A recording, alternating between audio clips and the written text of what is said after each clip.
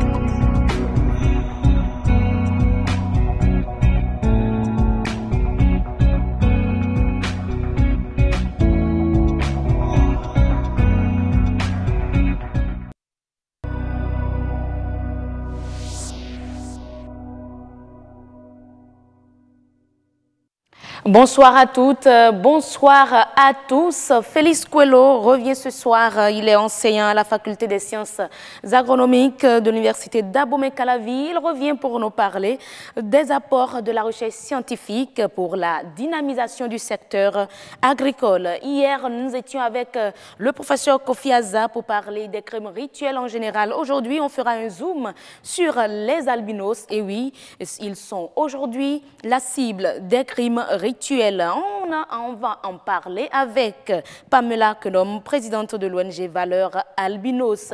Zaïd Latoundji, gynécologue, est l'invité de Nature et Bien-être. Avec lui, on parle du fibrome, le mal de la femme noire. Qu'est-ce qui explique cela? Il sera là pour nous apporter les détails. Nous allons recevoir dans Horizon Culture Christian Jossa, il est conteur, pour nous parler du conte et des panégyrique clanique, quelle importance pour les enfants. Voilà, mesdames et messieurs, le menu du grand rendez-vous de ce jeudi 15 mars 2018. On entre tout de suite en liaison avec la rédaction, précisément Nadège Sani. On la reçoit ici pour le menu du 19h45. Nadège, bonsoir.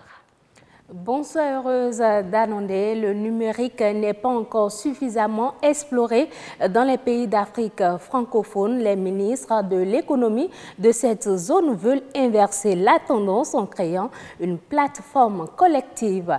La courtoisie au volant a déserté les règles de conduite. Elle a laissé place aux insultes et écarts de tout genre. Marcel Arossi est allé faire le constat. Vous suivrez son reportage.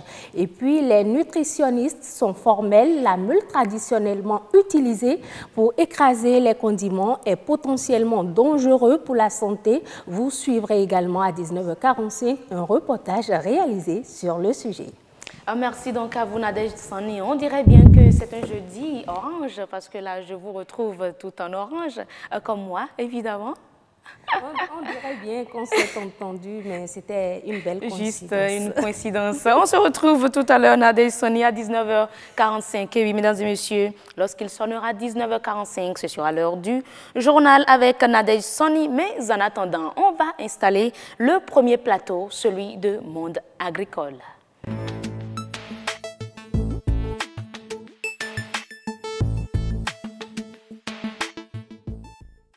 Il était là hier, Félix Coelho, c'est de lui qu'il s'agit, enseignant à la faculté des sciences agronomiques à l'université d'Abomey-Calavi. On le reçoit encore ce soir pour parler de la dynamisation du secteur agricole, les apports de la recherche scientifique. Mais d'abord, avant de le retrouver, on va suivre ce reportage de Karamat Agbataou. Elle apporte réponse aux multiples interrogations et inquiétudes. La recherche est aussi présente dans l'agriculture, l'un des secteurs porteurs de l'économie béninoise. Ce secteur mérite attention particulière au regard du récurrent phénomène des changements climatiques avec son lot de conséquences. La première urgence, c'est de rendre l'agriculture moins incertaine.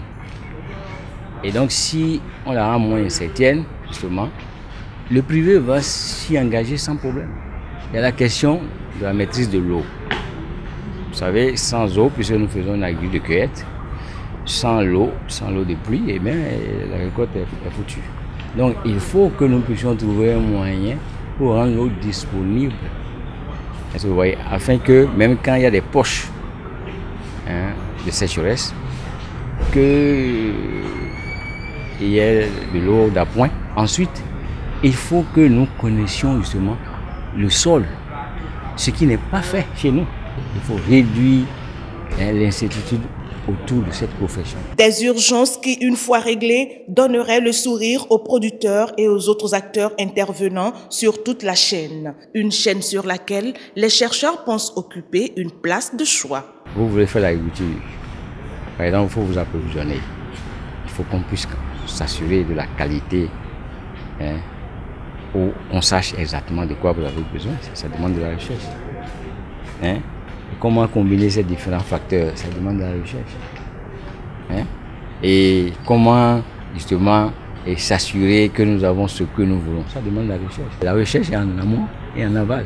De plus en plus, les producteurs sentent qu'ils ont besoin de la recherche, tout comme la recherche aussi va vers eux.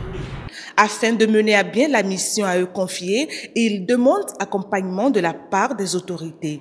Comme dit l'adage, une mission des hommes, des moyens. D'abord, être en mesure de permettre que nous puissions nous informer, parce que après tout, quand vous vous formez, il faut comme on dit, vous recycler. Vous comprenez? Donc, à travers, disons, une bonne connexion Internet, qui vous permet de pouvoir glaner toutes les récentes recherches, vous comprenez? Ensuite, les moyens en ce qui concerne les investigations, comment conduire les investigations, et également les moyens pour investir sur des nouveaux chercheurs. Parce que, vous connaissez la vie, on se réussit. Donc, il faut bien que de nouveaux chercheurs viennent et qu'on puisse justement leur donner les compétences nécessaires à répondre au service qui leur sera demandé. Créer plus de valeur ajoutée, c'est impliquer la recherche dans l'obtention des produits agricoles compétitifs, surtout sur le marché mondial. Cependant, le prix à payer est énorme pour ces entrepreneurs agricoles. Voilà, et on retrouve Félix Coelho, enseignant à la faculté des sciences agronomiques à l'université d'Abomey-Calavi. Merci d'être là ce soir encore. Merci aussi. Vous étiez bien rentré hier? Oui, tout à fait. D'accord. Estelle Vazou, eh oui, on va parler encore. Bon, en 15 minutes, tout simplement. Comment vous allez? Ça va très bien chez vous. Je vais très bien et je remarque la présence de Koulouss Abdoulaye au studio. Oui, le premier présentateur de la rubrique Agriculture sur BB24. Salut Koulouss, bonsoir. Alors, il est certainement là pour vous accompagner. Oui, en la matière, il est mon doyen. Je lui dis souvent, il est venu aujourd'hui pour m'accompagner, comme vous le dites, et me soutenir surtout. Surtout. Ah bon, ce n'est pas le sujet du jour. On poursuit les échanges entamés hier sur les apports de la recherche scientifique pour la dynamisation de l'agriculture. Oui, hier, on avait parlé en général des recherches agricoles, mais aujourd'hui, on aborde la question des impacts. Que peut-on faire aujourd'hui pour vraiment impacter la recherche agricole pour que cette dernière impacte à son tour la production agricole. Mais avant, on va déjà faire un état des lieux de la recherche agricole au Bénin. Monsieur Félix Coelho. Oui, merci. Pour ce qui est de la recherche agricole, on l'a dit hier, et les chercheurs déploient toute leur énergie et essaient de trouver des solutions aux différents problèmes qui se posent au monde agricole. Donc les résultats de la recherche dans le monde agricole, ce n'est pas ce qui manque. Mais le problème, c'est le transfert des résultats de la recherche dans le monde agricole vers les acteurs du monde agricole. C'est ça qui va déterminer son impact dans le développement. Et aujourd'hui, qu'est-ce qu'il faut faire pour impacter alors la production agricole à travers les recherches? Oui, pour le faire, il suffit juste d'apporter les résultats vers les utilisateurs. Et aujourd'hui, tel que le système fonctionne, et les résultats sont là, et c'est comme s'il revient aux chercheurs de les amener vers les acteurs du monde agricole. Ce qui n'est pas le rôle, le rôle du chercheur. Alors, il faut donc une structure ou un système relais pour prendre les résultats de la recherche et les amener aux utilisateurs. Est-ce que cette structure-là existe déjà chez nous au Bénin? Et par le passé, il y avait les CARDER qui essaient de jouer le rôle de l'encadrement agricole. Et c'est à eux de faire le travail. Mais vous savez, depuis un certain moment, il y a des réformes dans ce monde agricole et les CARDER ne sont plus aujourd'hui d'actualité. Déjà, ce n'est plus les CARDER? Voilà, ce n'est plus les CARDER. Alors, dans les structures qui sont mises en place aujourd'hui, on ne voit pas encore une structure qui va vraiment jouer le rôle. Mais déjà à l'université, une innovation a été faite. Et l'université d'Abomey-Calavi a mis en place une structure appelée Centre de promotion et de transfert des technologies. Et ce centre est dirigé par professeur Guy Apollinaire Messan, qui est directeur de recherche agricole et qui permet donc de capitaliser tous les acquis de la recherche, les résultats probants, les résultats qui peuvent vraiment impacter le monde agricole. Et il essaie de capitaliser ces résultats et de les mettre à la disposition des acteurs du monde agricole. Mais la question qui se pose aujourd'hui, est-ce que ce centre, après avoir capitalisé ces résultats de recherche les plus impactants, est-ce que c'est à ce centre d'aller vers le monde agricole ou bien il faut une structure du ministère de l'Agriculture pour jouer le rôle de transition pour que ces résultats se retrouvent dans le monde agricole? C'est la question qui se pose aujourd'hui et avec les réformes, on ne voit pas encore clair dans cette affaire. Mais qu'est-ce qui se fait, je dirais, dans les autres pays? Est-ce que c'est le ministère de l'Agriculture qui s'occupe de la vulgarisation des recherches? Oui, dans les autres pays, c'est toujours le ministère de l'Agriculture qui s'en charge. Mais hier, j'avais parlé du système national de recherche agricole SNRA. Et en 2003, on créait ce système. On a créé aussi le système de vulgarisation agricole SNVA. Mais dans l'évolution des activités de chaque système, il y a eu quelques contraintes ou problèmes, on ne maîtrise pas trop, et on a constaté donc que le système national de vulgarisation agricole n'est pas vraiment à côté du système national de recherche agricole. Il y a un vide entre la recherche et la vulgarisation. Et que faut-il faire pour combler ce vide? Mais pour le faire, moi je pense qu'on peut juste copier l'innovation de l'université d'Abomey-Calavi.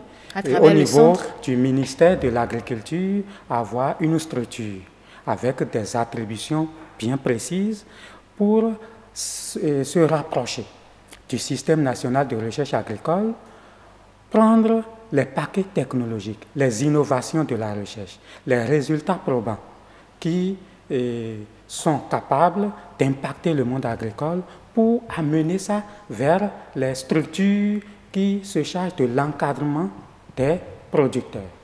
En dehors de ça, on a aussi besoin de professionnaliser l'agriculture dans notre pays parce que qu'est-ce qui se passe? On est dans une réalité sociologique qui fait que quand on apporte parfois la technologie aux producteurs, mais ils se demandent, mais ils sont restés dans leur bureau, ils ont élaboré leurs trucs, ils nous ont amenés alors que nous on est toujours dans le champ.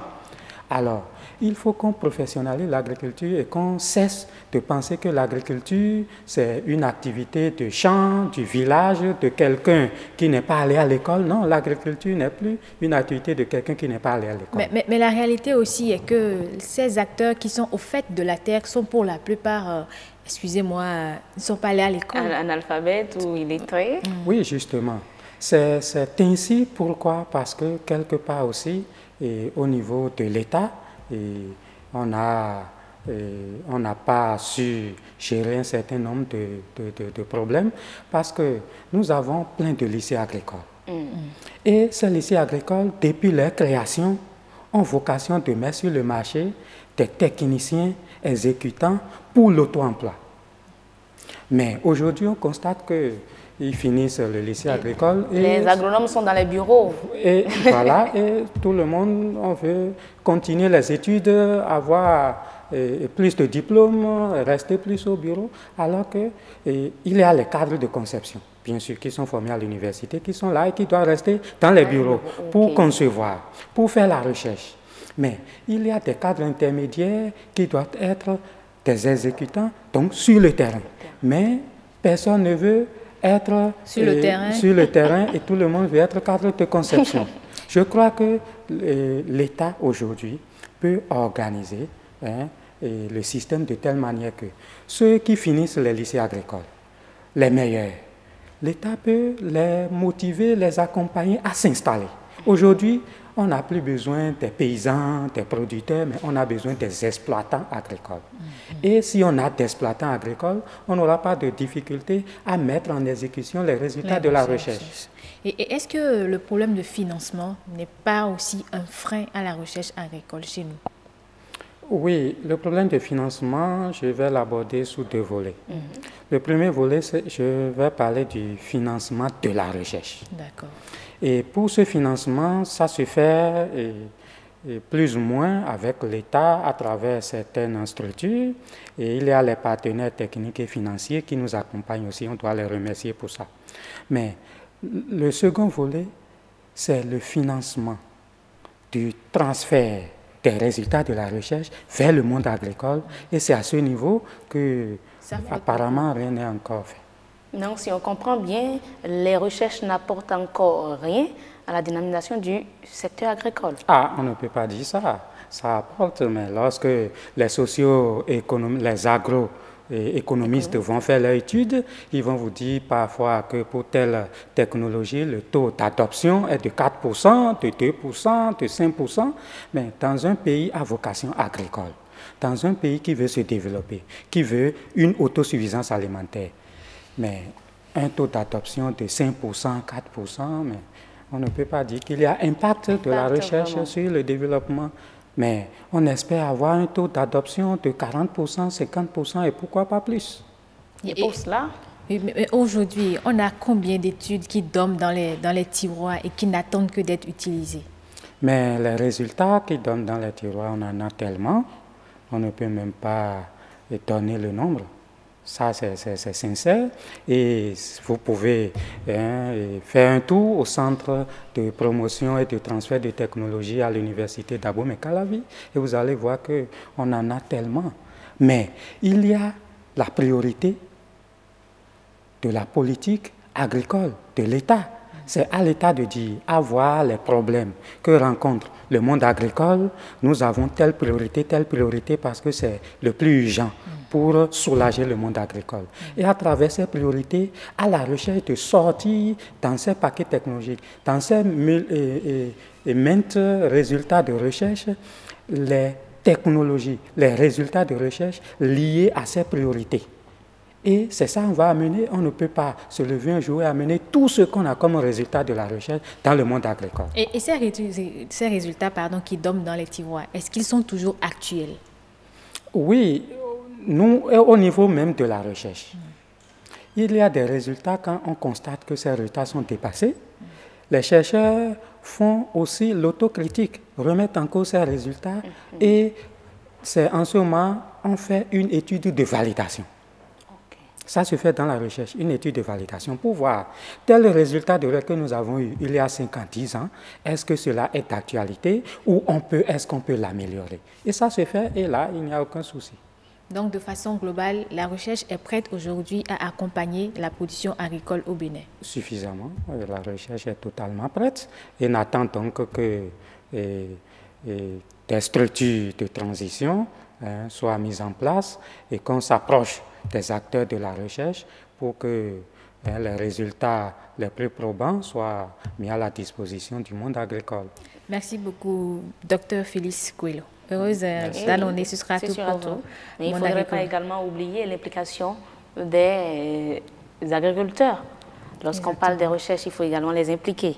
Merci Estelle Pazou et Félix Coelho, enseignant à la faculté des sciences agronomiques à l'université d'Abomey-Calavi. On parlait donc avec lui de la dynamisation du secteur agricole à travers la recherche scientifique. Après donc Monde agricole, on va installer notre expert.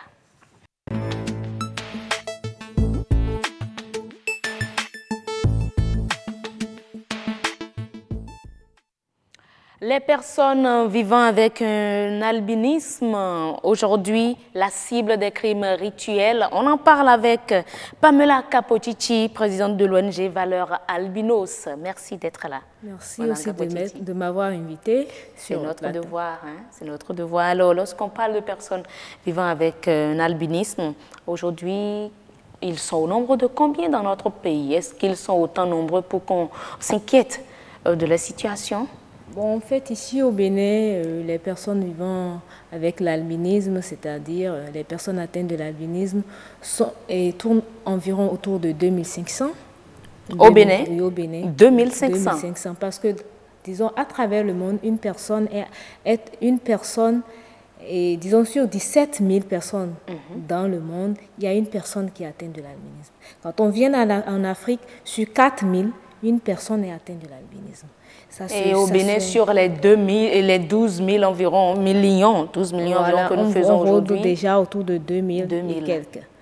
2500 albinistes. Voilà. Donc, ce qui veut dire qu'ici au Bénin, par rapport à d'autres régions telles qu'en Tanzanie où il y a 19 000, nous n'avons pas assez, mais quand même, ils existent et on a quand même un nombre à ne pas négliger. Surtout. Mais pourquoi aujourd'hui, lorsqu'on parle de crimes rituels, ils sont aujourd'hui l'une des cibles? Les gens ont toujours considéré les personnes atteintes de l'albinisme comme des fétiches ou encore des personnes qu'on peut sacrifier doublement. On trouve encore plus de puissance. En quoi sont-ils des fétiches? Ah oui, parce qu'ils n'ont pas la mélanine. Et vous savez, en Afrique, nous vivons sur des superstitions. On voit déjà qu'un être blanc né parmi deux personnes noires, déjà on voit que c'est quelque chose de surnaturel, c'est extra, voilà, exactement. Et du coup, on voit effectivement, déjà... lorsqu'on voit déjà ces images-là que nous envoie notre réalisatrice, entre deux personnes noires, une personne albinos, voilà. Ça fait déjà un tic, quoi. Exactement. Ah, mais là, pourquoi ils sont la cible, comme je le disais tantôt?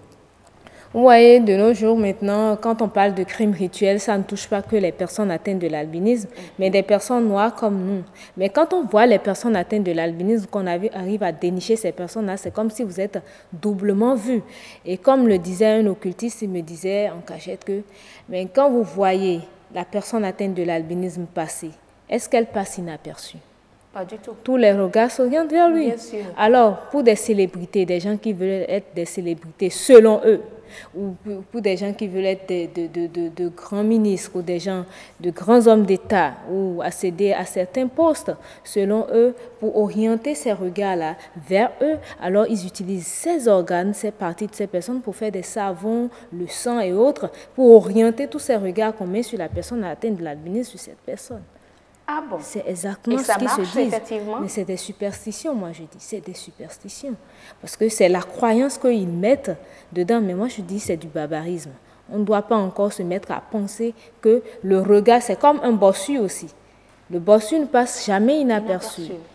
Et tout le monde a le regard sur lui. Et c'est ces regards-là, selon eux, spirituellement, qu'ils veulent orienter sur cette personne qui veut être célébrité, artiste, très bien connue. Le bossu Gou, oui. Michel, il est célèbre. Il est célèbre. Grâce également à sa bosse. Et lui-même, il se méfie d'ailleurs.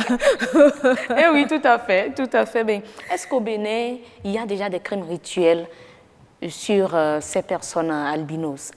Albinos, oui, voilà. Oui, bien sûr. Sur ces personnes atteintes de l'albinisme, voilà, il y a des cas d'enlèvement. Même actuellement, on est encore sur un cas qui a été enlevé depuis le 27 janvier et à Zapota, et qui s'appelle Bokova Omidar, qui a 19 ans, et qui a été enlevé. Et avec ça, je pense que le commissaire de Zapota est sur le dossier, mais je vois qu'il y a un lacisme. Depuis ce temps, ces personnes qui ont été... encore retrouvées jusqu'à ce jour? Je vous jure, jusqu'à ce jour, j'ai eu à le contacter, mais il y a un lacisme pour le dossier, il y a un lacisme pour la recherche du gars. Et même si on ne le retrouvait pas vivant, il faudrait qu'on sache quand même où en est la chose ou bien le corps. Mais qu'est-ce qui prouve? Est-ce que vous êtes rapproché des parents de ce médard en question? Bien sûr, bien sûr. Et même il y a Quelles sont les conditions de sa disparition? D'ailleurs, qu'est-ce qui a fait qu'ils ont suspecté ces gars? Il y a un enfant de 13 ans qui a vu le cas, qui a vu le jeune albinos le soir du 27 janvier discuter avec un infirmier de la zone, d'ailleurs qui a un hôpital clandestin là. Et c'est après ce soir-là qu'on ne le retrouve plus. Un certain monsieur Goï. Et alors, dès que la police a commencé les enquêtes, il n'a même pas attendu avant de fuir. Il y a un autre qui souvent fait le Nigeria, il revient, et lui aussi, il était venu, on l'a questionné, lui il était libre, mais il se fout pas mal des parents. Il est nargue comme il veut, mais jusqu'à maintenant, moi j'ai dit, mais si c'en est ainsi que ces gens sont suspectés, mais depuis que le commissaire dit qu'il allait courir qu'il allait toucher le soi-disant Goï, mais jusqu'à ce jour, on n'a pas encore une suite à ça. C'est pour ça que je dis qu'il y a un lacisme. Le gars est encore dans la nature, et puis le jeune disparu, et qui a encore un autre frère qui est albinos, alors il y a une certaine peur qui est en train de s'installer au niveau des parents du fait qu'ils ont peur qu'on puisse encore revenir prendre encore un autre. Or, le plus grand est parti, et sans suite, sans savoir où il est. Or, il y a les suspects qui sont là. Je pense. Mais avant ça, il y avait déjà eu d'autres cas, des cas du genre? Oui, il y a un autre qui a été attaqué, par exemple, le 2 octobre 2017.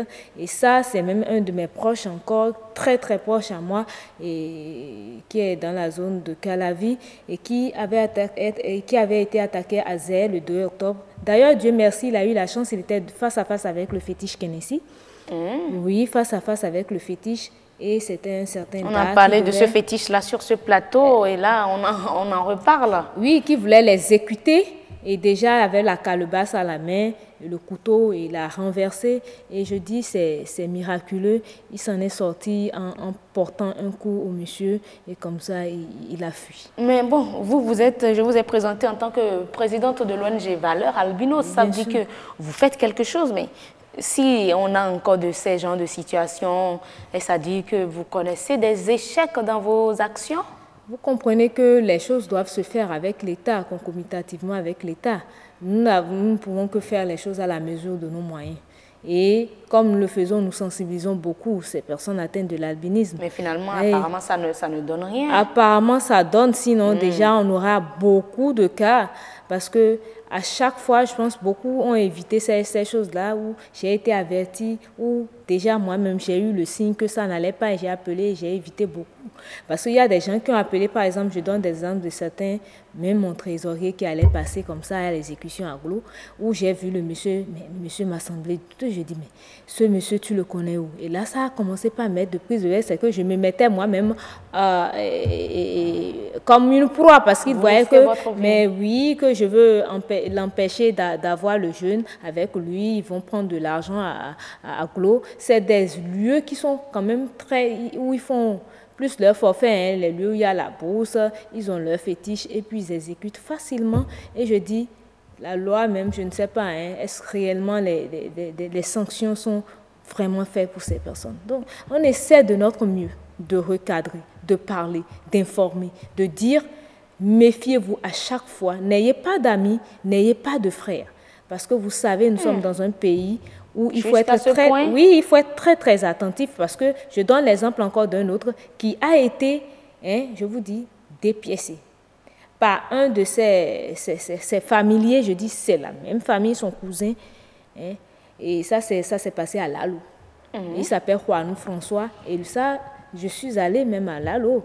Et ce cas-là, vraiment, je dis, c'est inconcevable. Son propre cousin. Donc, c'est pour ça que je dis, n'ayez pas de frères, n'ayez pas d'amis. Et moi, quand j'ai mes personnes atteintes de l'albinisme, je dis, si vous ne me voyez pas moi-même vous prendre, ou que je ne donne pas ma décision, que j'envoie telle personne, c'est des personnes sûres, alors que personne ne passe derrière moi pour dire, c'est la présidente qui a dit ceci, toujours pour éviter les cas de disparition, d'enlèvement et autres. Parce qu'ils peuvent, ils se substituent souvent à moi, même quand je sors à la télé, beaucoup passent par mon nom. Et je dis, même si vous voyez des personnes atteintes de l'albinisme, ils peuvent vous vendre. Là, je ne suis même pas sûre. Même avec ceux que je suis en train de...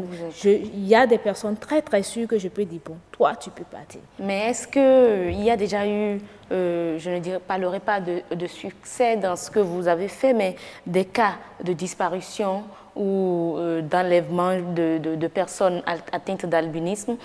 Est-ce qu'il y a déjà eu un retour favorable? Est-ce que la justice a donné des sentences et aujourd'hui on peut donner des exemples? Oui, bien sûr. Je donne le cas d'une de mes protégées, Yvette, qui avait été décapitée et dont la tête a été emportée. Ils ont jeté le corps à Tokan. Je pense, là, on peut encore applaudir parce que là, c'est allé bien vite.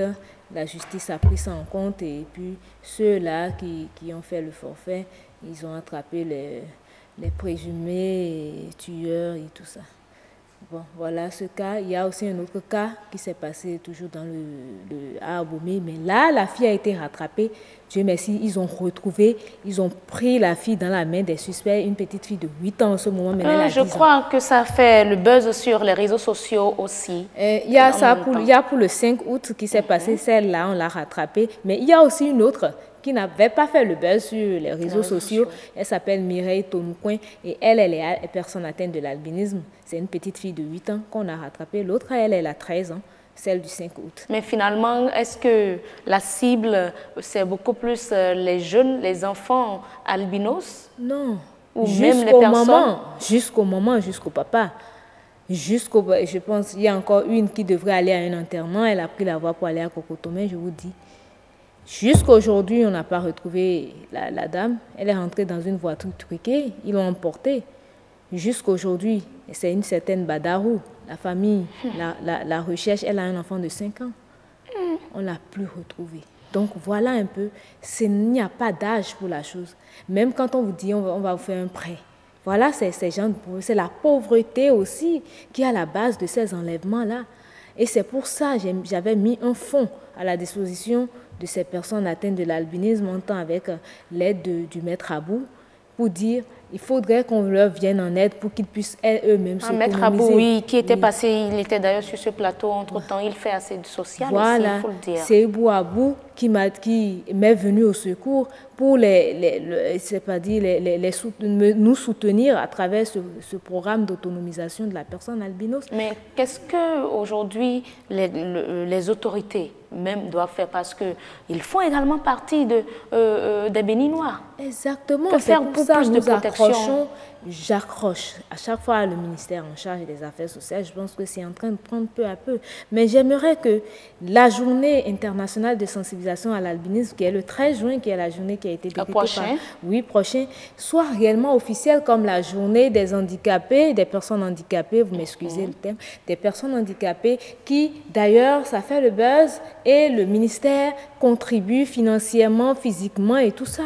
Eux aussi, ils ont besoin aussi d'assistance. C'est en quelque sorte également un handicap à leur niveau. Oui, parce qu'ils n'ont pas de mélanine, ils ont des problèmes visuels, la myopie congénitale très naturelle à eux, à part quelques cas, quelques parmi eux qui ne sont pas atteints aux yeux, mais quand même, ils ont pratiquement les mêmes problèmes. Ils n'ont pas de mélanine, ça fait la fragilité de la peau, ce qui fait que les dépôts que le soleil met sur leur corps quand ils n'ont pas de On vous avait reçu vu sur le plateau d'une émission avec une personne atteinte d'albinisme qui a, je crois, un début de cancer de peau. Merci de me le rappeler. Cette dame continue encore par souffrir, je vous dis. Nous sommes venus sur ce plateau. Depuis des années, hein? Oui, nous avons pleuré, nous avons fait ceci, nous avons fait cela. Mais rien n'y fit jusqu'à maintenant. Mais je dis, je lance encore l'appel à tous ceux-là qui me suivent encore. Et s'il y a moyen de venir en aide à cette dame-là, ne soyons pas, je dis, un seul Béninois, même un seul Béninois peut se lever dans ce pays où même des gens de bon cœur, ce n'est pas beaucoup d'argent. Même si le moyen béninois envoie 500 par Flous, par MTN, hein, c'est déjà quelque chose. Et regardez le nombre que nous faisons. Je pense que nous pourrions aider cette dame-là. Et si des gens veulent nous contacter, ça, je lance encore qu'ils nous contactent parce que c'est quelque chose de social. C'est pour nous tous, les journalistes. Tout le monde doit être pour nous, on fait déjà notre devoir. Oui, vous faites beaucoup et je fais un coucou au DG, à tous ceux, le personnel de BB24, de l'OETB, qui font beaucoup. À chaque fois, me reçoivent, même sur 5, 7 matin, je fais un coucou à Serge Ayaka. Tous ceux-là qui m'appellent et qui me soutiennent à leur manière, vous aussi, vraiment, vous êtes heureuse, très belle et très charmante. Et donc, vous nous assistez. Je demande au ministère en charge des Affaires sociales, pour terminer, de réellement nous soutenir afin que pour le 13 juin, un discours officiel soit fait par le ministre, parce qu'on a couru pour ça l'année passée. Je vous dis, au dernier moment, ça n'a pas eu lieu. Ah bon? C'est grave. Donc, il n'y a pas eu la célébration de la journée des albinos, des personnes vivant avec l'albinisme. Nous sommes à la 4e édition.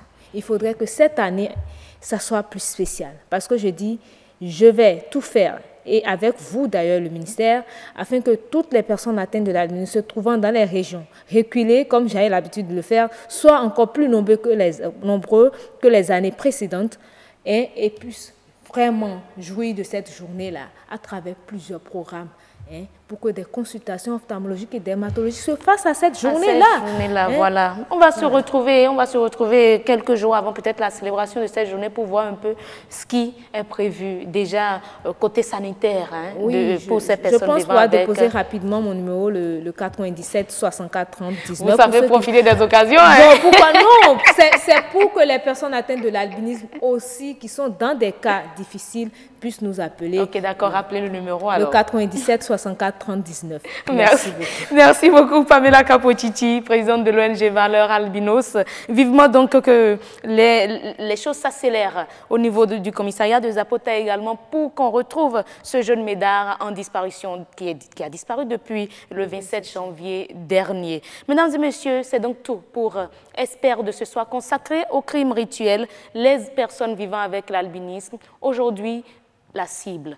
Malheureusement, c'est dommage. Nous allons à présent installer le plateau de ActuWeb. Adonis, bon, il est là et vous allez le retrouver tout à l'heure.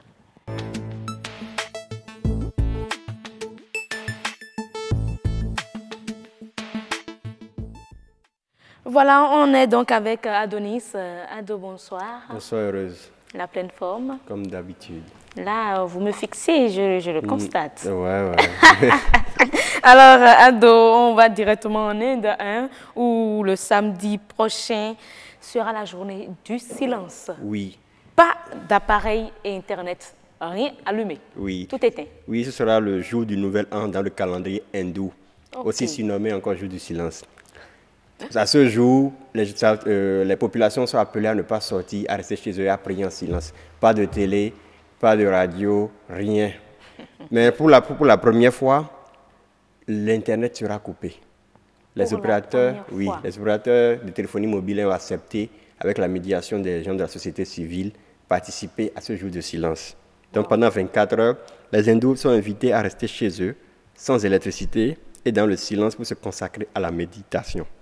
Les aéroports et les boutiques sont fermés, les rues et les plages doivent aussi être désertes. Et personne, à part les touristes, ne prononce un mot. Oui, ça, les touristes peuvent parler. Tout le reste, on se voit. Donc, impossible d'aller faire des signes. On devient tous muets, quoi. Parce que rien ne sera ouvert. Vous ne pouvez pas aller faire des achats. Voilà, finalement. Donc, il faut profiter de la veille pour faire les emplettes les emplettes, oui. Parce que habitants sont invités à rester chez eux. Chez eux pour c'est seulement les méditation. touristes qui peut-être peuvent avoir cette dérogation de se promener ou bien. Encore promener pour aller où s'ils ne vont rencontrer personne. C'est ça, mais il faut souligner que certains services auront un accès restreint à Internet, à Wi-Fi. Il y a les hôpitaux, les banques, les trucs de la sécurité et les aéroports. Ben, c'est juste ça. D'accord, donc là, il faut dire que, bon, en majorité, il y aura du silence. C'est la totalité, parce que ce sont juste les services d'urgence, ceux-là. Hôpital, aéroport et banque, ce sont les services d'urgence. Mais ça, c'est une initiative, on verra bien ce que ça va donner, mais surtout les conséquences beaucoup plus économiques de cette initiative. Ce sera la première fois peut-être qu'on va associer la coupure d'Internet, mais ils ont toujours fait ça, le jour du silence. Donc c'est la première fois, on attend de voir ce que ça va donner dimanche. Mais je ne pense pas que ça ait de grandes conséquences, non.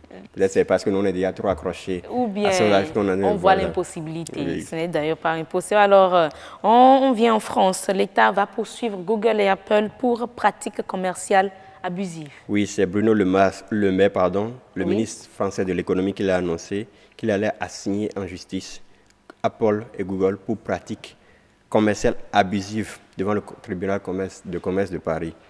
Il estime que la sanction peut s'élever à plusieurs millions d'euros. Je crois à une économie fondée sur la justice et je vais donc assigner Google et Apple devant le tribunal de commerce de Paris pour pratiques commerciales abusives vis-à-vis des start-up françaises, a-t-il déclaré. Parce que s'il faut rappeler l'histoire, c'est que ces deux start-up ne sont pas fixées, ne sont pas taxées au même taux que les entreprises françaises. D'accord, je vois. Dans le même temps, il y a cette actualité américaine où Donald Trump a initié des taxes par rapport aux structures qui ont de faire hausser le ton aux habitants américains. D'accord. Pour faire cette demande, il s'est basé sur une enquête menée en 2015 et 2017 par la Direction générale de la concurrence qui a mis en lumière un déséquilibre significatif dans les pratiques en France de ces deux géants du numérique.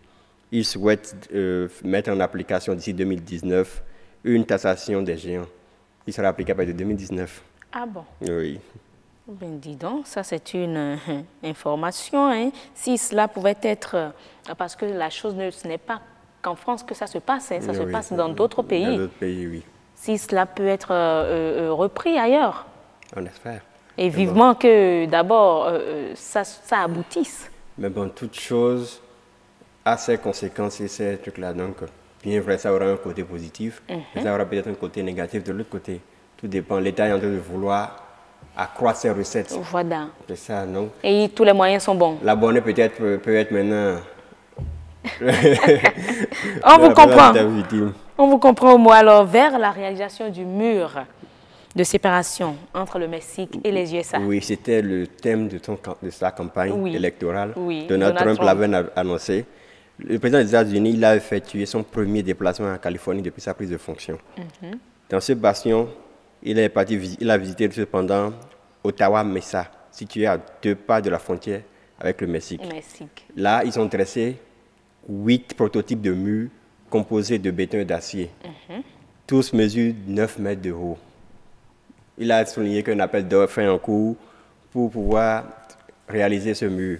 D'accord. Mais il faut toujours signifier que le Mexique est opposé à la direction de ce mur, a-t-il dit. On le voit d'ailleurs juste à côté du mur, je dirais. Le Mexique a déjà fait part de son refus catégorique de financer sa construction et le Congrès américain n'a toujours pas encore débloqué le moins centime pour le projet qui évalué en 4 et 20 milliards de dollars. Et je crois qu'on va s'en arrêter là. J'ai refixé Nadège Sani. N'est-ce pas? Parce qu'elle sera là tout à l'heure. Vous allez la fixer. Je vais lui retourner d'ailleurs l'antenne pour les fixations. Mesdames et messieurs, il est 19h45. On va retrouver donc Nadège Sani pour la présentation du journal.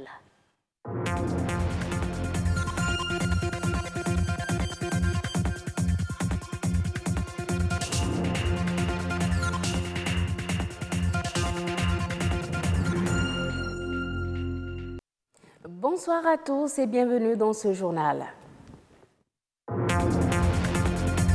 Le numérique est porteur de nombreuses potentialités qui attendent d'être explorées pour ne pas y aller en rang dispersé.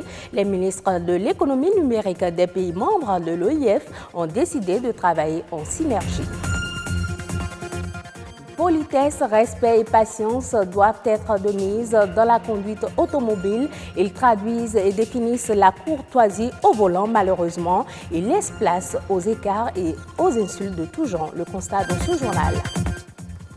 Outil traditionnel utilisé pour écraser les condiments, la meule est toujours d'usage dans certains ménages et marchés, mais selon les nutritionnistes, sa composition en calcaire présente d'énormes risques pour la santé. Le numérique est un secteur maintenant plus que jamais sur orbite. Conscient de ses potentialités et de son apport pour le développement, les ministres de l'économie numérique des pays membres de l'OIF ont décidé de se mettre en réseau en vue d'insuffler une nouvelle dynamique à ce secteur qui n'est pas encore suffisamment exploré sous les tropiques. Compte rendu, Eman Rodrigue-Amégan, Ramatou Lawani. Tout est parti de la visite au Bénin de la secrétaire générale de l'Organisation internationale de la francophonie en décembre 2017.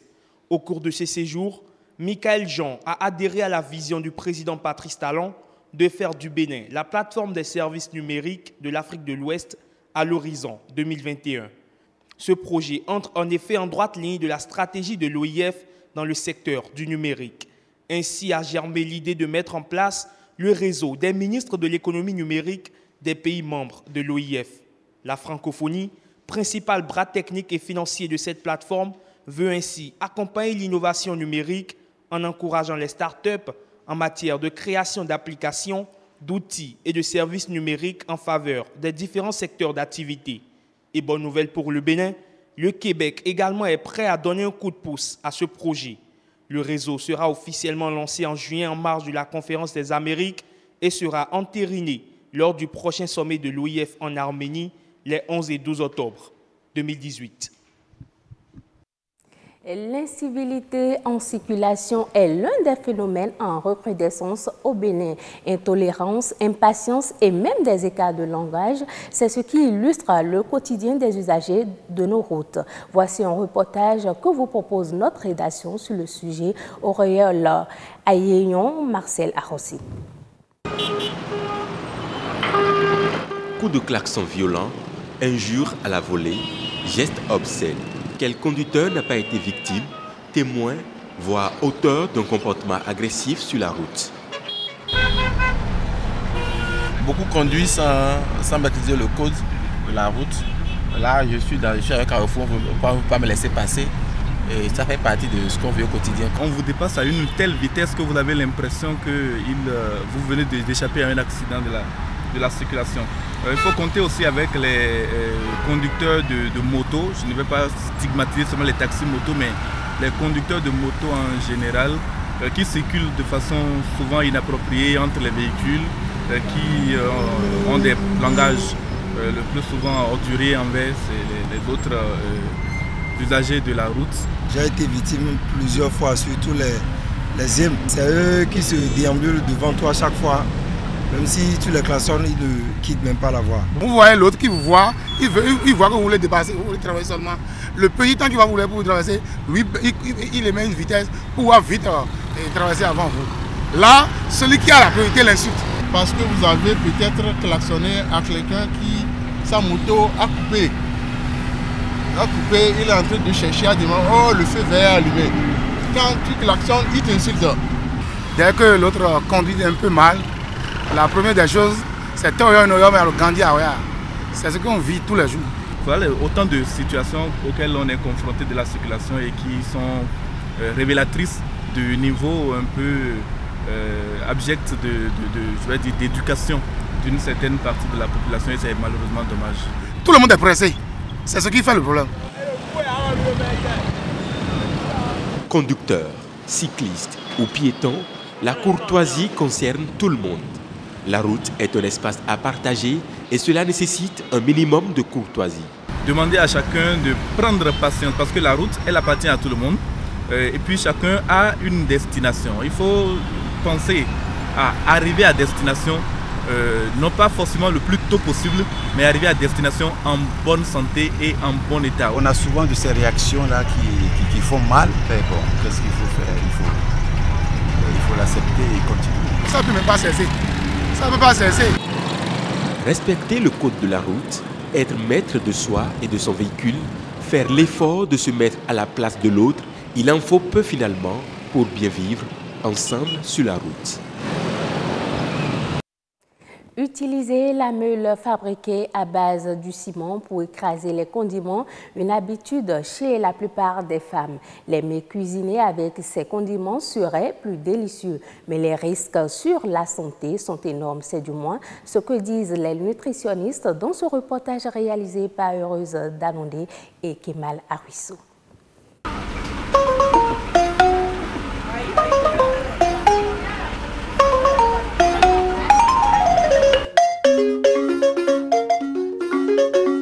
Il est 16h30 au domicile de Dame Rose Djengo, ménagère.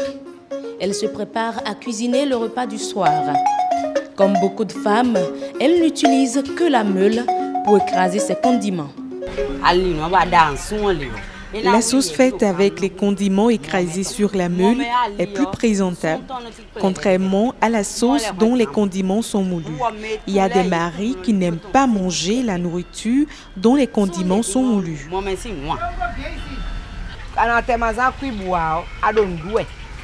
Sans le concentré de bouillon, cette sauce cuisinée avec des condiments écrasés sur la meule est plus délicieuse. Pour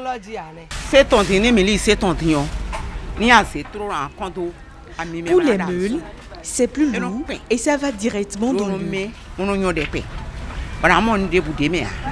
Comment cela peut donc s'expliquer? Il n'y a pas d'apport scientifique qui explique ce fait que les condiments écrasés sur la pierre sont plus appétissants que ceux écrasés dans les moulins. Tout d'abord, lorsque les condiments sont écrasés dans les moulins, dans les broyeurs au coin des rues, ils subissent d'abord une petite cuisson, ce qui peut avoir une conséquence sur la caractéristique organoleptique des condiments.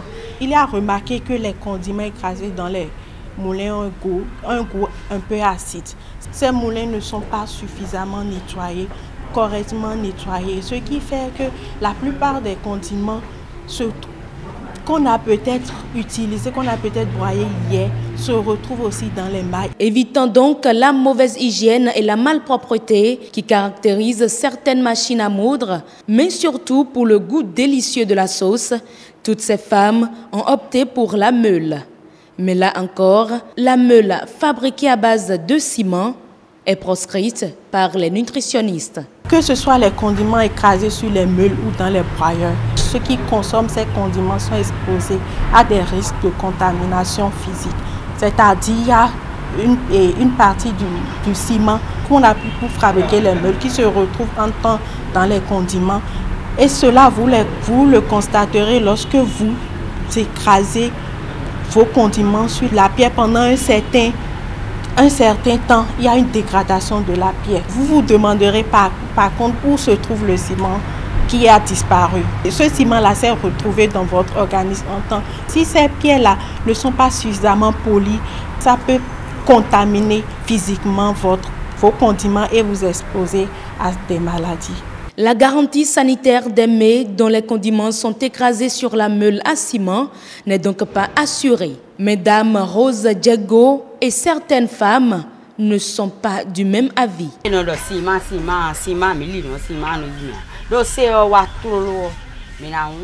Dès qu'on achète la meule, on y écrase des condiments pour retirer le ciment.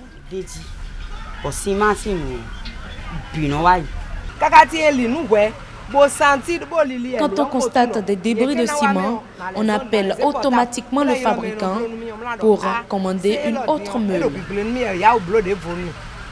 Face à la polémique, Dame Rose Aholou, elle, a choisi d'utiliser les meules fabriquées avec du granit.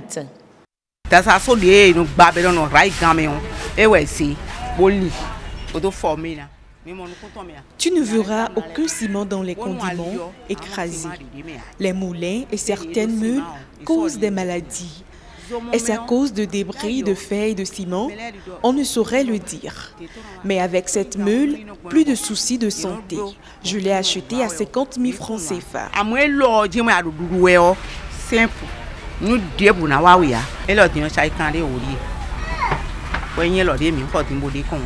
En attendant toute confirmation ou non des vertus de ce type de meule fabriquée à base de granit, il faut dire que tous les condiments et même des légumes sont écrasés sur ces meules.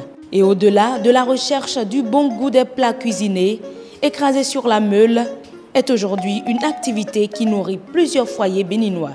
Mais ceci au désavantage de la santé. Le Congo va vers la commercialisation à grande échelle de la viande bovine et d'autruche en cette fin d'année 2018. Ceci avec un bétail évalué à plus de 10 000 têtes de bœufs et près de 200 autruches. Avec cette option, la République du Congo compte migrer progressivement vers l'agro-industrie et l'agroalimentaire, ce qui lui permettra de réduire les importations de viande. Selon les exploitants brésiliens, il est prévu la construction d'un abattoir. Cette infrastructure est destinée non seulement au contrôle de l'abattage des bœufs n'ayant pas atteint l'âge de la maturité, mais aussi de dynamiser le secteur de l'agroalimentaire au Congo. Au Ghana, la saison 2017-2018 du cacao pourrait bien être l'une des pires de ces dernières années. En effet, d'après Joseph Aïdo, numéro 1 du Conseil ghanéen du cacao, la production nationale de fèves se situera autour des 700 000 tonnes, soit un niveau nettement inférieur aux 950 000 tonnes de 2016-2017. Cette chute est liée au faibles précipitations durant la campagne principale. D'après certains observateurs, elle pourrait fragiliser la capacité des acteurs à honorer le prêt contracté en septembre dernier sur la base d'une hypothèse de production de 850 000 tonnes cette saison. Les hôpitaux français explorent désormais les jeux pour lutter contre la peur des enfants avant leur intervention chirurgicale. À l'aide de ces divertissements, les enfants pourront oublier l'anesthésie imminente et se réveiller plus facilement après leurs opérations. Pour en savoir davantage, suivez ce reportage. Allez maman, viens avec nous. Cette petite fille attend avec la peur au ventre son tour pour rentrer dans la salle d'opération. Mais pour l'apaiser, les spécialistes estiment que les jeux pourraient l'aider à s'évader. Une voiturette lui est offerte. L'effet est immédiat. Son visage se déride et elle retrouve le sourire. Ça permet d'arriver au bloc opératoire de manière ludique et d'éviter tout le contexte stressant, environnement anxiogène qui est complètement occulté par le fait d'arriver avec la petite voiture.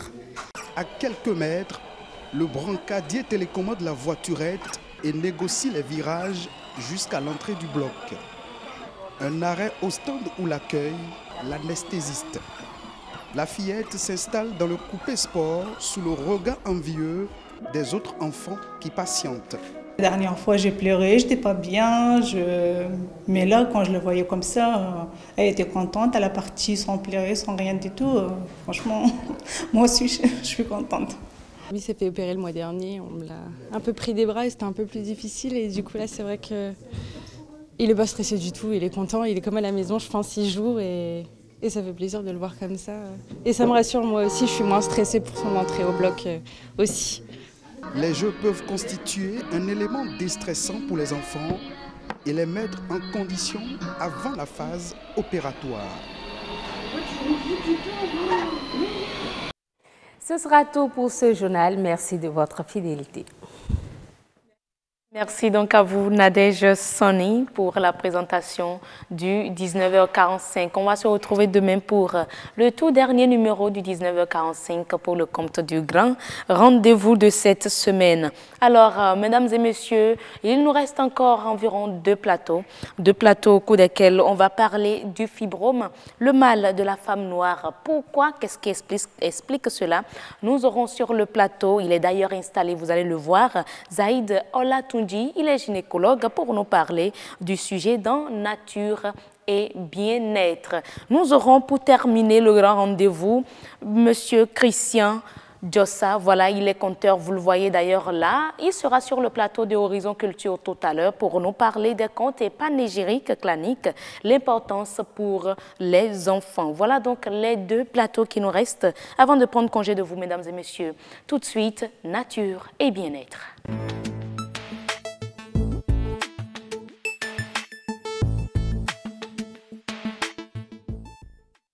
Nature et Bien-être s'intéresse au fibrome, le mal de la femme noire. On va suivre ce reportage réalisé de commun accord avec Peggy Bagidi sur les fibromes et on retrouve sur le plateau le gynécologue pour en parler. Fibrome ou myome utérin, la maladie de la femme noire.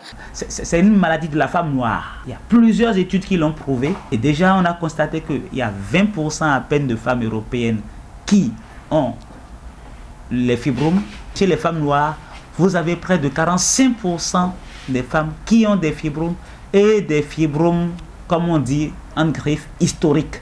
Je me rappelle un fibrome qui a pesé près de 20 kilos qu'on a eu à opérer au CNHU. Pour le spécialiste, l'aspect génétique est la principale cause de l'ampleur des fibromes dans la société. Il y a une origine génétique par rapport au développement des fibromes. On a constaté que les femmes noires développent plus les fibromes. Et d'autre part, il faut savoir que, comme c'est génétique, dans la famille, lorsqu'il y a déjà quelqu'un qui a déjà développé le fibrome, il faut savoir qu'il y a 2,2% de malchance d'en développer. Le citoyen lambda, lui, a ses propres explications. La maladie de fibrome est une maladie qu'on retrouve souvent chez les femmes qui ne sont pas sous le toit d'un mari. Ici au Bénin, 50% des femmes opérées en sont porteuses. C'est une dame, une cousine qui en a souffert et ça l'a empêché de faire des enfants. Face à la récurrence du mal, les médecins savent du bout des doigts ces différentes localisations dans l'organisme. On a des fibromes qui sont incorporés dans l'utérus. On a des fibromes qui sont à l'intérieur de la cavité de l'utérus. Et on a des fibromes qui se développent à l'extérieur de l'utérus, donc dans le ventre, mais qui sont juste en rapport avec l'utérus par un cordon ou un peu de façon un peu plus élargie. Maintenant, il y a très rarement des fibromes qui peuvent se développer en dehors de l'utérus. Mais c'est vraiment des situations exceptionnelles. L'opération du fibrome constitue aujourd'hui l'un des traitements les plus sûrs au Bénin, mais contient également des risques. En termes de conséquences, toute opération a des conséquences déjà, évidemment. Il y a le saignement dont j'ai parlé tantôt, il y a le risque infectieux qu'on maîtrise avec les antibiotiques. Mais quand on opère quelqu'un à l'intérieur de ce ventre-là, il y a ce qu'on appelle les adhérences. D'accord? Les choses s'accolent l'un à l'autre. Et ce risque d'adhérence est parfois inné à la femme même. Quand on opère pour fibromes, surtout lorsqu'on a des fibromes qui sont entrés à l'intérieur de l'utérus, il ne faut pas tomber enceinte aussitôt. Pour ces femmes qui ont peur de se faire opérer des fibromes, l'intervention chirurgicale par emboliation est possible afin de réduire la taille de la tumeur. Cette technique coûte environ 2 millions de francs CFA. J'insiste, on ne traite que les fibromes qui dérangent. Voilà. On retrouve un autre médecin gynécologue obstétricien sur le plateau, Zaïd Olatunji, pour parler du sujet. On a eu, je dirais, le reportage nous a parlé des généralités liées au fibrome. Sur le plateau, on aura les messages importants sur le mal. Merci d'être avec nous, Dr Olatunji. Bonjour, merci, le plaisir est pour moi. Et papa, il se porte bien? Vous êtes obligé de parler de papa, papa se porte très bien. Voilà, ben oui, il faut le dire, hein, vous connaissez tous le docteur Latoundi, gynécologue aussi, c'est son fils. Alors, docteur Latoundi, on parle du fibrome, le mal de la femme noire. Le médecin, le docteur Ompati a essayé d'expliquer, mais ça fait toujours bizarre. Pourquoi c'est attribué à la femme noire? Le pourquoi, je pense que les études ne le précisent pas encore, mais ce sont des constats. On sait que la femme noire, dans la race noire, les fibromes sont beaucoup plus fréquents. Chez les Blancs, on est un peu au-dessus de 20%, et le professeur Ompati a dit sur la vidéo, on va jusqu'à 45% chez les femmes noires. Et elles sont même souvent les porteuses des fibromes historiques. Les plus gros, c'est-à-dire que sur un même utérus, vous pouvez avoir des fibromes extrêmement grands, et un nombre beaucoup plus important en fait que chez... Environ combien de fibromes sur... Ça dépend. Il y a des cas historiques, on peut aller jusqu'à 50-60 noyaux chez certaines femmes, bien sûr. Dans le ventre, le même ventre? Dans le ventre, oui. Franchement, quoi. Mais pourquoi est-ce que la femme africaine a des comportements qui lui sont à risque? Non, ce n'est pas lié au comportement. Comme l'a si bien dit Dr Ompati dans le reportage, en fait, il y a des facteurs génétiques. Mais exactement, au niveau génétique, qu'est-ce qui fait que chez la femme noire, c'est le cas et non chez les autres? Je ne peux pas répondre à la question. Parce qu'il n'y a pas d'études là-dessus. Pas qu'il n'y a pas d'études, la science a des limites. Les gens creusent tous les jours. Un jour, on aura peut-être de meilleures explications, mais pour le moment, on sait qu'il y a des facteurs génétiques. On sait aussi qu'en général, les femmes qui présentent des fibromes, il y a un contexte, ce qu'on appelle une hyperostrogénie. Les oestrogènes, c'est une hormone qui est produite par les ovaires de la femme. Et certaines femmes en produisent un peu plus que d'autres. Et on a remarqué que celles-là ont tendance à avoir des fibromes. C'est essentiellement les femmes qui vont avoir leurs premières règles très tôt, les ménopauses qui vont être ménopausées tardivement, les premières grossesses tardives, tout ça sont des facteurs, des conditions en fait qui favorisent pas qui favorisent, mais les études constatent que les femmes qui sont dans ces conditions, il y a plus de femmes qui ont des fibromes dans ces groupes-là que en général. D'accord. Mais aujourd'hui, le fibrome au Bénin, est-ce que la situation est critique? Les femmes béninoises souffrent-elles réellement du fibrome? Eh oui. Bien sûr. Le problème, on a dit tout à l'heure... Vous en recensez assez? Il y en a, je pense, il y en a beaucoup. Le nombre est important. C'est lié à la femme noire et ce n'est pas que le Bénin. C'est une question de race. De race, voilà. Oui. Mais là, nous avons eu, comme je le disais, les généralités liées au mal, même les risques liés à l'opération. Et pour le médecin, le professeur Ompati, on ne perd pas des fibromes qui ne dérangent pas. Qu'est-ce qu'il veut dire par là? Oui, en fait, pour ajouter, à renchérir, c'est que déjà, ce qu'il faut savoir, ce n'est pas parce qu'on a un fibrome que, oui, on va mettre les mains sur la tête, c'est une calamité. Il y a beaucoup de femmes qui ont des fibromes, qui vivent avec, qui ont des enfants sans même le savoir. Dans plus de la moitié des cas, les fibromes ne se manifestent pas. Ils sont asymptomatiques. Ils ne se manifestent pas.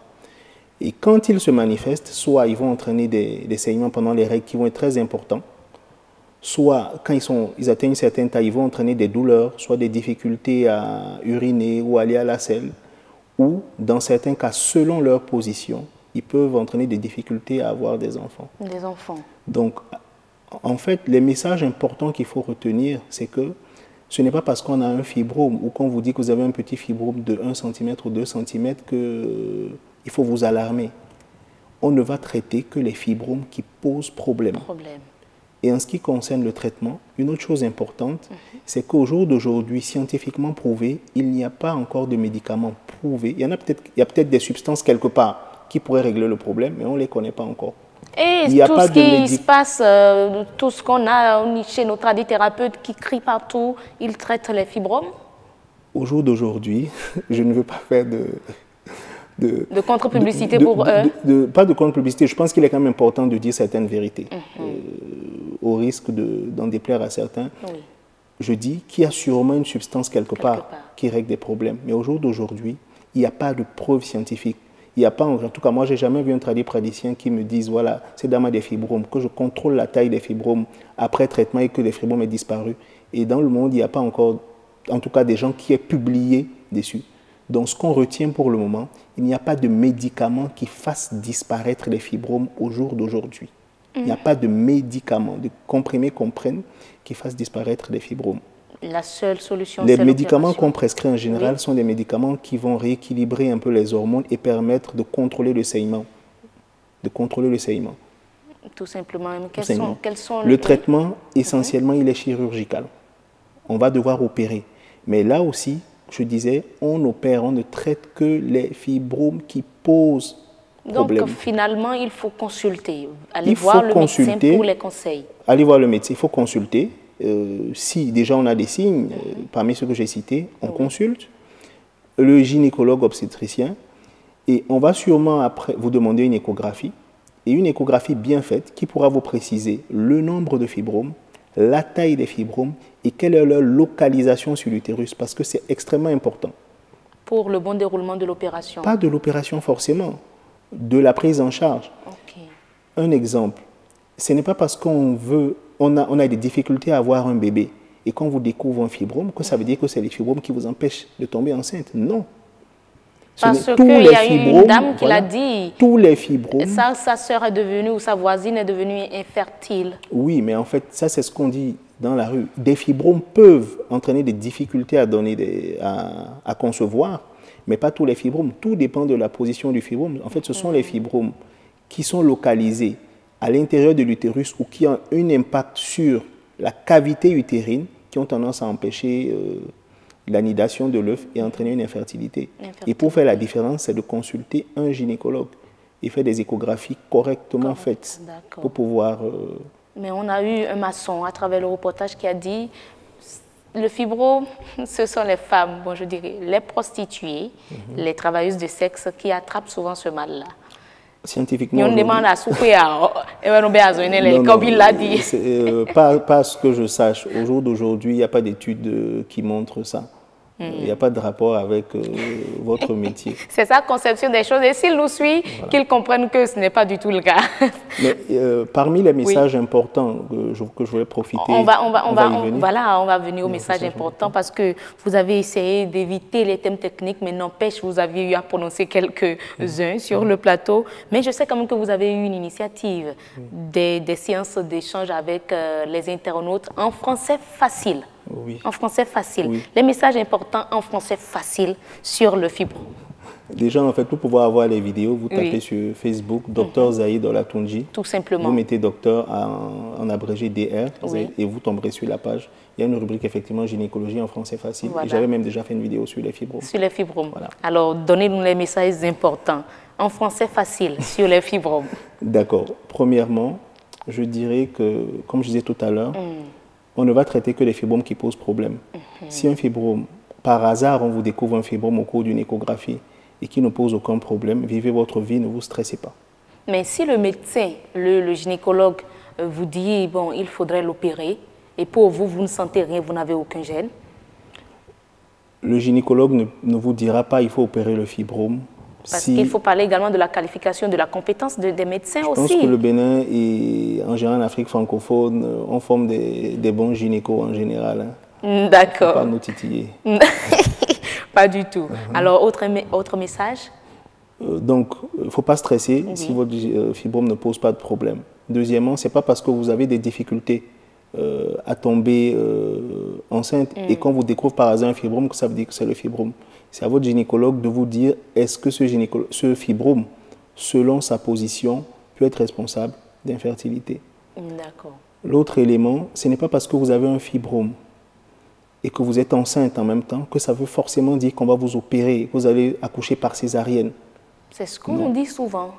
Pas toujours. Tout dépend aussi de la position du fibrome. Est-ce qu'il va empêcher le fœtus de sortir des voies génitales selon sa position ou pas? Donc, on peut avoir le fibrome et accoucher par voie basse. Mais maintenant, selon la position, c'est ce qu'on appelle, c'est des fibromes, en français facile, qui se situent en fait sur le trajet de l'enfant au cours de l'accouchement. Ceux-là, ces jeunes femmes, on va les opérer. Mais par contre, quelle que soit la voie d'accouchement, il y a des risques de saignement qui sont plus importants avec les fibromes. Et ça, il y a des précautions à prendre. Et les gynécologues, déjà la disponibilité de sang et tout. Les gynécologues, voilà, il y a un certain nombre de mesures. Les gynécologues savent les prendre en charge. un autre point, Oui. si vous êtes, vous êtes enceinte, que vous avez un fibrome et que vous allez bénéficier d'une césarienne pour l'accouchement, ce n'est pas parce qu'on va vous faire une césarienne qu'on va enlever le fibrome en même temps. Pourquoi ne pas en profiter? Pourquoi? Parce qu'en fait, l'intervention qui consiste à enlever les fibromes, qu'on appelle la myomectomie, c'est une intervention qui a tendance qui est très hémorragique, qui saigne. Et pendant la grossesse, c'est-à-dire pendant une césarienne, le risque hémorragique est multiplié, est beaucoup plus important. Donc, par mesure de prudence, on ne va pas souvent enlever des fibromes à ce moment-là parce que ça peut s'avérer dangereux même pour la vie de la mère. Imaginez que vous allez pour une césarienne, vous décidez d'enlever un fibrome parce que vous voulez jouer au héros et se met à saigner, vous n'arrivez pas à contrôler les hémorragies. Voilà, donc c'est ça. Bonjour les dégâts. C'est ça le problème. C'est tout pour les messages importants en général. Pour le reste, on va vous retrouver sur la toile, n'est-ce pas? C'est ça. Voilà, merci déjà, merci beaucoup, docteur Zaïd Latondji. Vous êtes médecin gynécologue et vous avez une page Facebook gratuite. Oui, elle est gratuite. Pour tout le monde. Pour tout le monde. Je publie des posts écrits et j'avais un petit projet en tête que j'ai mis en place ces derniers temps. Cette rubrique gynécologie en français facile et sur laquelle il y a un certain nombre de vidéos. Je choisis des sujets que j'estime peut-être les plus pertinents en fonction des demandes des patients qu'on a tous les jours et des notions. Merci beaucoup pour l'initiative. Alors, retrouvez le docteur Zaïd Latondji sur la page Facebook pour suivre les échanges sur les fibromes. Et oui, docteur Zaïd Latondji, vous tapez et vous êtes sur la page et français facile. Oui, il y a une rubrique gynécologie en français facile. Voilà. Mesdames et messieurs, le tout dernier plateau du grand rendez-vous ce soir, Horizon Culture.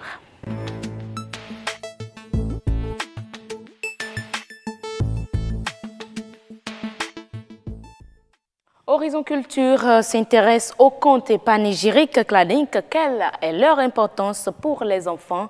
On va recevoir sur ce plateau Christian Diossa, il est conteur. Mais d'abord, suivons ce reportage réalisé sur le sujet.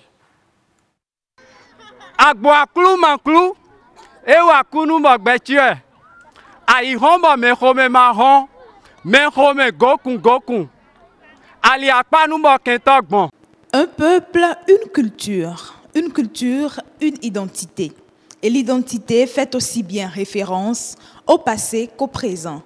En Afrique, notamment au Bénin, les panégyriques claniques d'une ethnie sont un attribut de son identité culturelle. Je veux juste avancer une partie de louange du roi Béhanzin. Béhanzin Baïdjire, Sojo Donma Saouvo. Aketwa kefo, akefo la maku, onu kloute mno go na le mon. E mono khwa voilà qui me bono bia khuna, e kho hwe kho charako. Faire connaître aux tout petits un pan de l'histoire de leurs ancêtres pour leur permettre de savoir d'où ils viennent, mais surtout pour leur inculquer au travers de contes des valeurs morales. Binayo, hey! On est ensemble? Oui! Il était une fois un roi sentant sa mort venir, demandant à 10 enfants du royaume de venir l'écouter.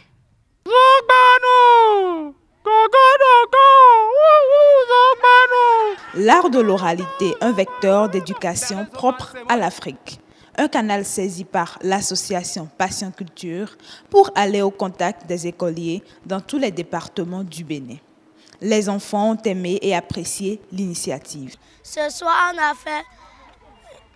a fait une réunion. Les grands ont fait des contes. Les contes qu'on n'a jamais attendus. Ils ont amené des lampes anciennes que nous n'avons jamais vues. Moi, j'ai apprécié. Ils ont bien fait les contes. Et moi, j'ai retenu que l'honnêteté est une bonne chose et de voler, ce n'est pas une bonne chose. J'ai retenu des contes qu'ils ont dit. C'est pas bon de voler, il faut être honnête. C'est pas bon de tricher. Les responsables de cette initiative expliquent la portée de l'instauration d'une telle pratique sur l'intellect et l'éducation de l'enfant. Dans l'ancien temps, ce n'est pas le conte que nos aïeux ont été éduqués. Par le conte, l'enfant le plus petit sait déjà que dans la vie, je ne dois pas voler, je ne dois pas insulter, je dois respecter les grandes personnes. Regardez les poésies que les enfants récitent, etc. C'est beau, la maîtrise de la langue de Molière, mais ce devoir de mémoire, justement, s'il allait chercher également à travers l'être dans son moi intrinsèque, ce serait un certain pan de notre croissance qui rejoindrait notre pan développemental auquel nous aspirons essentiellement. Donc, le milieu scolaire, il n'est pas banal. Les enfants sont les gardiens de l'identité culturelle d'une nation. Mais ils ne le sont pas ou ne le seront pas sans leurs aînés, ces hommes et ces femmes qui transmettent le savoir.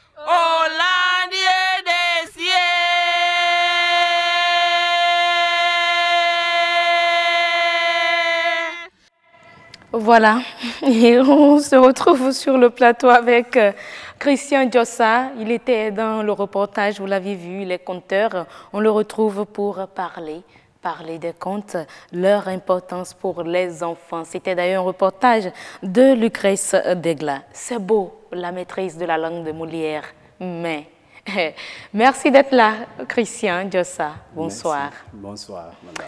Alors, les contes. Il faut faire ça rapidement, là, on va voir. C'était tellement beau. Là, tu vas jouer avec moi. Ok, on va y aller, pourquoi pas. Ok. Quand je dis bilayo, bilayo, tu dis hé. Hein? Oui. Voilà. Bilayo, bilayo. Il était une fois dans un grand royaume. Oui. Et dans ce royaume, il y avait un grand roi.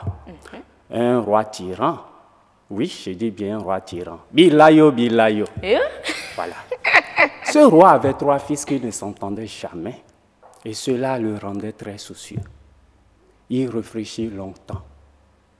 Des années passaient. Mais un jour, il se leva tout souriant. Mais pourquoi il souriait? Mion. Quand je dis mion, tu dis zo. Mion. Zo. Il est allé dans une grande brousse. Et puis, il est rentré avec 3 bâtons. Et rapidement, ces 3 bâtons, il les attacha et fit un fagot. C'est-à-dire un fagot de 3 bâtons. Il appela ses enfants et il leur dit, « Mes chers enfants, aidez-moi. Vous savez, je suis vieux, je n'ai plus d'énergie pour pouvoir briser ces 3 bâtons. » Le fagot de 3 bâtons. Et ses enfants lui ont dit, « Père, nous allons t'aider. » Le premier essaya. Il croyait qu'il pouvait briser facilement le fagot de 3 bâtons. Mais il essaya en vain. Tous les 3 ont essayé, n'ont pas pu. Au moment où ils essayaient, le vieil homme était assis dans un coin, les observait et puis souriait en tirant sa barbe blanche. Lorsque les enfants ont terminé, il se leva et il leur dit, « Mes enfants, approchez. Écoutez-moi bien. Écoutez-moi bien. Vous voyez, c'est un fagot de 3 bâtons. Pour les briser, il suffit de les détacher. » Et le vieil homme détacha effectivement le fagot de 3 bâtons, prit un à un les bâtons, les brisa devant les enfants sans peine. Les enfants étaient tous hébétés, étaient en train de le regarder. Et quand il a fini, pour finir, il dit, « Mes chers enfants, unis, vous serez tous invincibles. Mais divisés, vos ennemis vous anéantiront à jamais. » Voilà. Mion. Zo. Voilà. Ah, mais franchement, quelle est l'importance des contes? Parce que là, c'est en disparition. On n'en retrouve plus. On a même salué cette initiative-là, raison pour laquelle BBB4 était à vos côtés. Quelle est l'importance des contes? Oui, l'importance des contes aujourd'hui. D'ailleurs, il faut, quand nous faisons un regard rétrospectif, nos aïeux ont été éduqués par le conte. Par le conte, l'enfant le plus petit sait qu'il connaissait déjà le respect de la parole donnée. Mais qu'est-ce qu'il y a dans le conte? Le conte, il y a nos valeurs. nos valeurs africaines. Hein, nos valeurs africaines. C'est l'éducation. L'éducation même, c'est le conte. Le conte pour nous, c'est une école. C'est pourquoi nous avons un slogan aujourd'hui. Et quand on va vers les enfants, on dit conte, au lieu de dire raconte, nous on a mis ça de côté. On dit conte, l'enfant doit dire école africaine. Et c'est notre slogan aujourd'hui. Donc ce n'est plus conte, raconte. Oui, non, ce n'est plus conte, raconte. Conte, école africaine. Voilà. C'est une école que nous avons de plus cher aujourd'hui. Cette école est en voie de disparition et puis personne n'en parle. Oui, nous, au sein des Passions culturelles, nous nous sommes dit, dans un pays, pour un bon développement du pays, chaque citoyen doit participer au développement. C'est là, le président de la structure Passions culturelles, le professeur agrégé Aimé Avolonto a dit, nous allons initier ce projet pour restaurer nos valeurs. L'objectif même de nos activités, c'est de contribuer à la restauration et à l'enracinement de l'éducation artistique, assise sur nos valeurs culturelles et orales béninoises, surtout dans nos écoles. Dans nos écoles. Mais pourquoi avoir choisi les écoles? Pourquoi cette cible, les enfants? Voilà. Et revenir à cette école aujourd'hui, pour nous, c'est d'outiller nos congénères. Nos congénères à inculquer à leur tour et à leur progéniture et le socle de raffermissement de notre moi d'Afrique. Et avec ces enfants, nous aurons des résultats à long terme. Parce que les parents aujourd'hui, leur seul souci, c'est comment faire trouver de l'argent, s'occuper des enfants. Voilà. Nous nous sommes dit, ces enfants, leur seul souci, c'est l'amusement. Mais l'enfant a besoin de se distraire pour être éduqué aussi. Nous nous sommes dit avec ces enfants, lorsque nous allons leur inculquer ces valeurs, nos valeurs-là, et à leur tour, ils vont donner à leur progéniture, ils vont donner cela à leur progéniture, et ça serait de génération en génération. C'est pourquoi notre cible aujourd'hui, c'est les enfants oriens. Actuellement, on a 2 projets en cours. La nuit des contes et des panégyriques et tournée scolaire de contes et des panégyriques. Et parlant d'ailleurs des panégyriques, pourquoi apprendre les panégyriques aux enfants? On dit souvent que c'est la femme qui doit maîtriser les panégyriques claniques de son mari ou de la famille de son mari, mais pourquoi les enfants? Pas les femmes seules, même l'homme, le mari doit maîtriser les panégyriques de sa femme. Pourquoi je dis ça? Le mari, peut-être, il a offensé sa femme et il sait que quand je vais rentrer maintenant, ça ne serait pas facile pour moi. Mais s'il maîtrise les panégyriques de sa femme, une fois arrivé à la maison, il commence par chanter, faire l'éloge de la liée de sa femme. Je vous dis, la femme, elle va tout laisser. C'est comme l'enfant qui est si c'est ce que vous croyez. Non, si vous faites vos bêtises au dehors, malgré les panégyriques, vous aurez chaud. Les panégyriques, attention, les panégyriques, c'est une force. Les panégyriques apaisent. Quand vous êtes en colère, l'enfant qui est sous le bras de sa maman et qui pleure tout le temps, et l'enfant commence par dire Agboaklou manklou, et wakulu ogbeshwe, aïhon me home mahon, me home goku goku, aliakpan mo kentogbon, adjakbotin mangbe, c'est sous l'enfant regarde sa maman et sourit. C'est comme ça aussi les grandes personnes qui se fâchent et on commence par leur chanter les panégyriques. Attention, nous chez nous en Afrique là, nous avons nos réalités. Et c'est notre culture, c'est ce que nous avons de plus cher. Aujourd'hui, ce que nous disons aux enfants dans les écoles, parce que quand on a appelé les enfants pour nous dire les panégyriques, plusieurs nous ont dit qu'ils sont des enfants d'Abraham, d'Isaac et de Jacob, ennemis des sorciers. Mais je leur ai dit, nous sommes tous les enfants d'Abraham, d'Isaac et de Jacob. Nous ne venons pas d'un arbre, nous venons d'une lignée. Et nous devons apprendre à chanter les panégyriques de nos lignées. Et c'est pourquoi on a un slogan pour les panégyriques.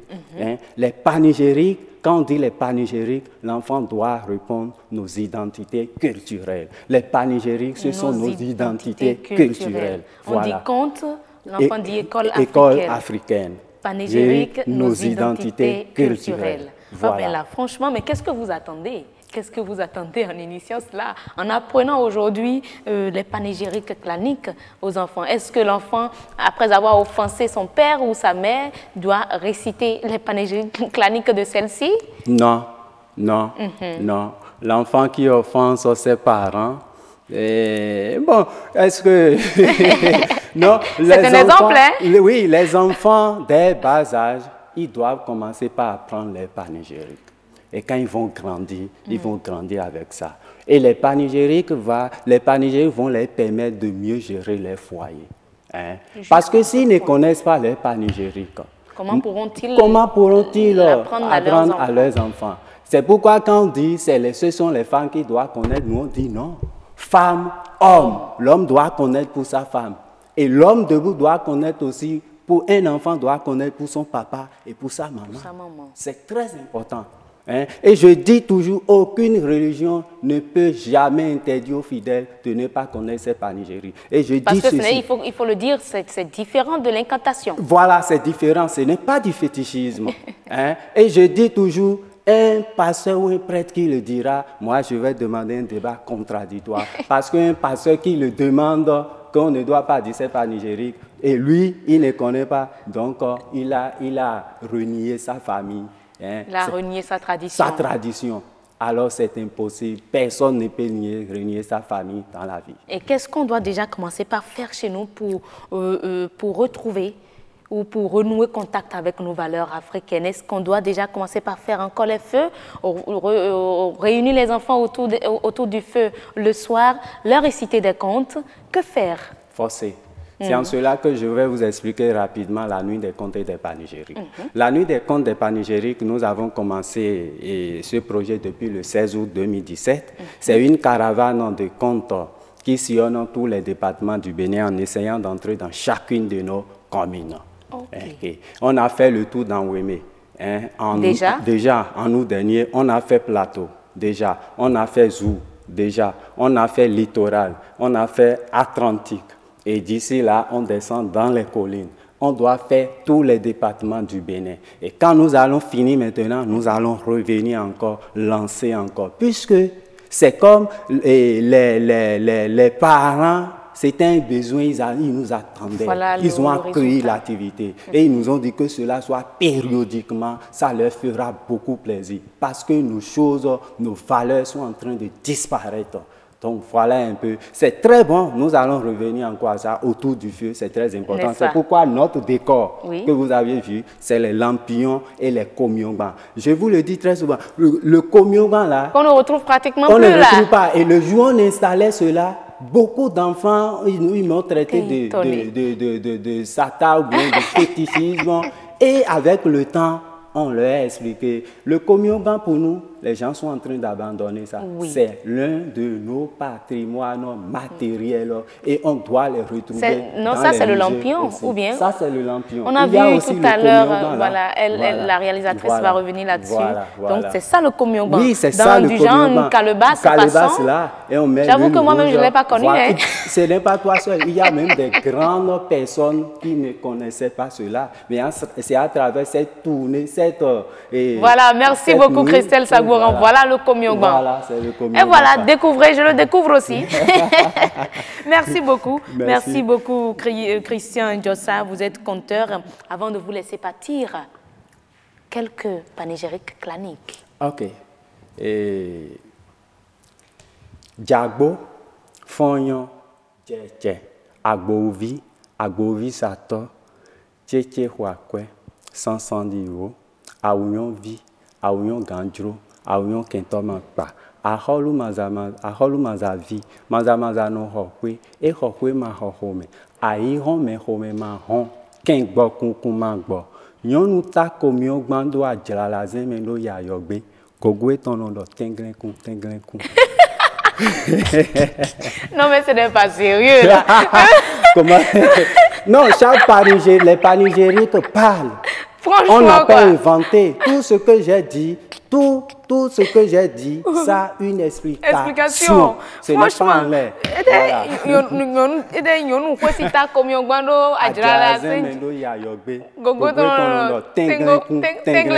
Voilà. Non mais franchement, non mais quand même là, pas la femme. Il y a de ces panégyriques claniques là qui, franchement, il faut dire, insultent parfois. Non, ça n'insulte pas. Ça a une explication. Nous, on a enregistré plusieurs panégyriques. Et donc, vous maîtrisez plusieurs panégyriques? Oui, alors? Nous travaillons sur des panégyriques. Et après, nous allons publier cela. On a un site internet. On a un site internet noble. Et ça serait sur le site internet. Et ceux qui ne connaissent pas, ils peuvent aller consulter. Moi, je connais mes panégyriques claniques. Ah, comment? Oui, je suis Azima. Allez-y, je vais voir. Non, on va se retrouver après, au risque de créer confusion. Alors voilà, mesdames et messieurs, c'est beau, la langue. La maîtrise de la langue de Molière, mais c'est encore plus beau, la maîtrise de nos valeurs. Les valeurs africaines. Vous ne voyez pas dire le conte tel qu'il l'a fait, c'est intéressant. Les panégyriques claniques, pourquoi ne pas commencer par apprendre cela à nos enfants pour qu'ils en fassent également de même à leurs enfants demain. Mesdames et messieurs, renouons avec tout cela. Ce sera d'ailleurs tout pour le grand rendez-vous de ce soir. On va y mettre un terme, mais d'abord, après avoir suivi la météo en rappel.